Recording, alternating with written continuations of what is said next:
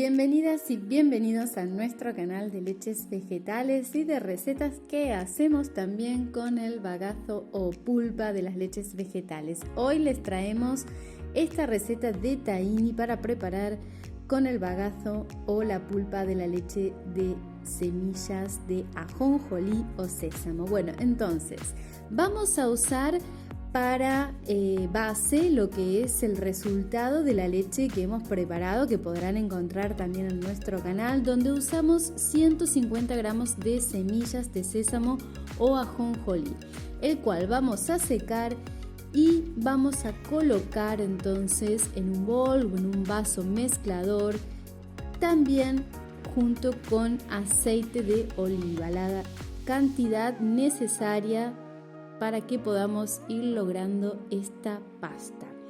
Vamos a mezclar entonces súper bien. Podemos comenzar en este caso con la ayuda de una cuchara y luego vamos a seguir agregando el bagazo junto con el aceite.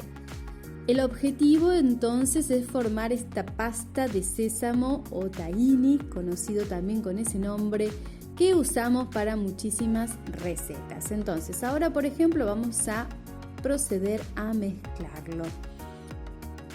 Vamos a procesar entonces durante unos cuantos minutos. De hecho, no les indico una cantidad determinada porque eso va a depender del electrodoméstico que estén aplicando, estén utilizando en este caso.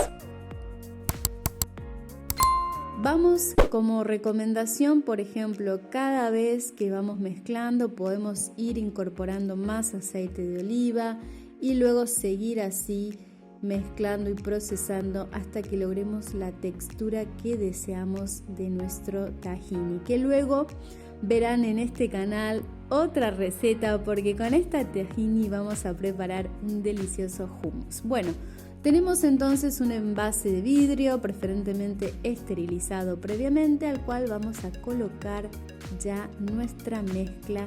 Vean lo sencillo que es, con el bagazo de la leche de semillas de ajonjolí o sésamo y un poco de aceite de oliva, suficiente para preparar este delicioso tahini o pasta de sésamo que podemos utilizar para hacer el hummus, pero también es muy rico para, por ejemplo, usarlo como reemplazante de un queso untable, reemplazante de una mayonesa, incorporarlo en unas ensaladas y lo reservamos en la heladera o nevera durante 2 o 3 días. Espero que les haya gustado esta receta. Nos vemos en la próxima. ¡Adiós!